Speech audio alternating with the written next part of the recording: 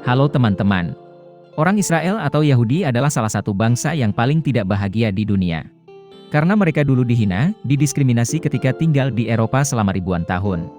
Sejak negara itu didirikan kembali pada tahun 1948, mereka telah berjuang untuk bertahan hidup di bawah tekanan dari komunitas Arab. Namun, dengan keajaiban, orang Israel mengatasi mereka semua. Dan mereka menjadi kekuatan yang disegani.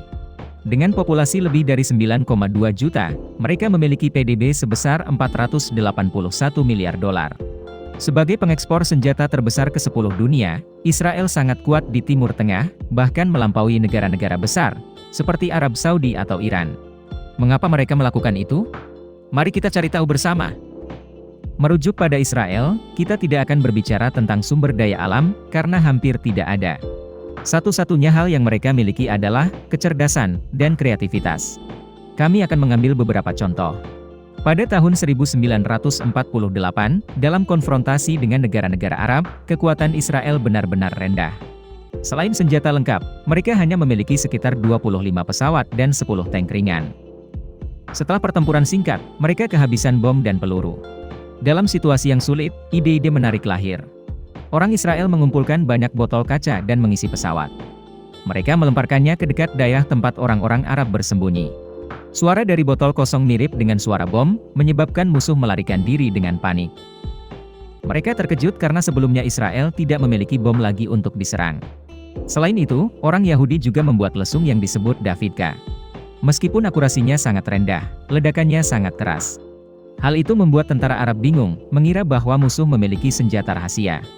Contoh lain, pada tahun 1967, Israel secara preemptif menyerang dan mengalahkan koalisi Arab hanya dalam waktu 6 hari. Alasannya, karena mereka sudah mengetahui semua rencana musuh. Beberapa tahun sebelum perang pecah, Mossad Israel telah menyusup ke bagian dalam musuh. Di dalamnya, mata-mata Eli Cohen memainkan peran sebagai pengusaha kaya, donor untuk pemerintah Suriah. Dia sangat sukses sehingga dia menjadi penasihat kunci Kementerian Pertahanan musuh, dan dinominasikan untuk posisi wakil menteri. Di Mesir, mata-mata Ashraf Marwan adalah menantu Presiden Abdel Nasser. Dia tahu rahasia militer utama negara ini. Berkat jaringan intelijen yang canggih, Israel sudah mengetahui segalanya mulai dari rencana serangan hingga posisi musuh. Jadi kemenangan adalah keniscayaan. Kami mengambil sedikit contoh panjang. Semoga semua orang bersimpati. Pada saat pendiriannya, Israel harus hidup dari bantuan luar negeri. Mereka memiliki 3 persediaan utama dari tahun 1949 hingga 1973. Pertama, pinjaman tanpa bunga dari diaspora Yahudi, terutama di Eropa. Kedua, adalah reparasi dari Jerman Barat akibat Holocaust yang disebabkan oleh Hitler. Ketiga, adalah dari Amerika Serikat, negara dengan populasi Yahudi terbesar, hampir sebanyak di Israel. Karena mereka bersaing dengan Uni Soviet, mereka sangat murah hati dalam memberikan bantuan. Berkat ketiga sumber tersebut, Israel menerima rata-rata sekitar 160 juta dolar setiap tahun.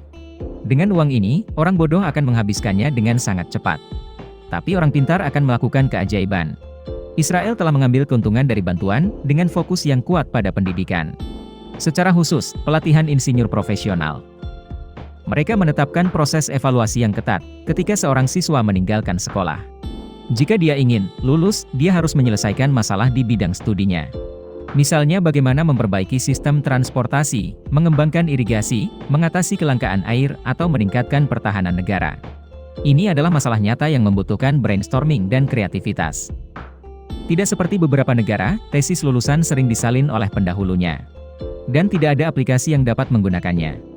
Oleh karena itu, melatih 10 orang tetapi menggunakan hanya 1 orang. Selain itu, program pendidikan Israel juga berubah secara berkala, sesuai dengan perkembangan teknologi dunia. Mereka tidak mengajarkan hal-hal yang ketinggalan zaman dan hanya untuk tujuan penilaian. Orang Israel percaya bahwa, dengan setiap investasi dalam pendidikan, itu harus membawa nilai ekonomi atau membantu mengembangkan negara. Berkat itu, banyak talenta tercipta. Mereka adalah sumber daya yang penting, menarik lebih dari 360 perusahaan multinasional ke Israel. Termasuk Apple, Google, Facebook dan Intel. Selain itu, karena terlatih, insinyur mereka telah membuat banyak terobosan. Misalnya, pada tahun 1960, Israel terganggu oleh kelangkaan air di bidang pertanian. Insinyur Simcha Blas menemukan metode irigasi tetes. Hasilnya, menghemat 60% dibandingkan irigasi konvensional. Saat ini, perusahaannya mengekspor produknya ke 110 negara dan menguasai 30% pangsa pasar global. Di bidang medis, para insinyur Israel juga menciptakan banyak keajaiban. Mereka menciptakan alat yang disebut PILCAM, dengan kamera internal, yang dapat digunakan untuk endoskopi kerongkongan, lambung, dan usus. Yang istimewa adalah bentuknya seperti pil, dimasukkan ke dalam perut dan memberikan gambaran yang jelas untuk didiagnosa oleh dokter. Setelah itu, dihilangkan dengan sendirinya. Di bidang pertahanan, Israel juga terkenal dengan kemampuannya menciptakan dan mengembangkan senjata baru dan canggih. Di antaranya adalah Iron Dome, salah satu sistem pertahanan udara tercanggih di dunia. Ia mampu menembak jatuh ribuan rudal pada saat yang sama, dengan kecepatan 90%. Alasan mengapa Israel mengembangkan sistem pertahanan yang canggih adalah karena mereka terpojok oleh paksaan. Pada 1970-an, mereka menghabiskan hampir 30% dari PDB setiap tahun untuk militer, untuk mempertahankan diri dari pengepungan negara-negara Arab. Jika itu berlangsung, mereka tidak akan bisa menjadi kaya. Oleh karena itu, Israel bertekad untuk menciptakan industri senjatanya sendiri, baik untuk menghemat uang untuk membeli dan menghindari ketergantungan, maupun mengekspor untuk mendapatkan keuntungan. Meski Israel pandai mengembangkan teknologi, mereka kesulitan menarik investor asing. Alasannya karena mereka memiliki populasi yang rendah, yang tidak membuat pasar menjadi menarik. Juga, pada awalnya, hanya sedikit orang yang percaya bahwa mereka memiliki teknologi yang unggul. Dengan demikian, pemerintah Israel melakukan perubahan revolusioner. Mereka menciptakan dana modal Ventura, yang menyediakan modal bagi perusahaan teknologi potensial untuk memulai. Dengan demikian, pemerintah akan memberikan kontribusi 40% saham, sisanya investor akan berkontribusi 60%. Dalam 5 tahun, mereka dapat membeli kembali saham pemerintah dengan harga yang menguntungkan. Dengan asumsi startup berjalan dengan baik, investor akan sangat diuntungkan dengan memiliki hak untuk membeli kembali saham. Dan pemerintah menerima kehilangan keuntungan yang seharusnya menjadi hak mereka.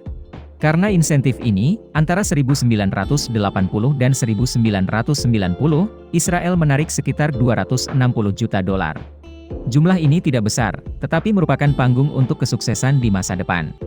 Dengan memperoleh keuntungan melalui investasi, semakin banyak negara besar yang berbondong-bondong ke negara ini. Pada tahun 2021 saja, perusahaan teknologi Israel telah menarik hingga 25,6 miliar dolar modal investasi. Sukses mendorong kesuksesan. Saat ini, mereka memiliki sekitar 6.000 startup aktif. Perusahaan-perusahaan ini mewujudkan kebijaksanaan dan kekuatan Israel. Singkatnya, keberhasilan orang-orang Yahudi datang dari pendidikan, inovasi dan tekad yang tinggi. Hal ini berlaku tidak hanya untuk suatu negara, tetapi bahkan untuk seorang individu. Video berakhir di sini. Terima kasih semua untuk menonton dan menyukainya. Jika menurut Anda videonya bermanfaat, beri kami suka dan berlangganan saluran untuk mendukung kami. Sampai jumpa dan sampai jumpa lagi.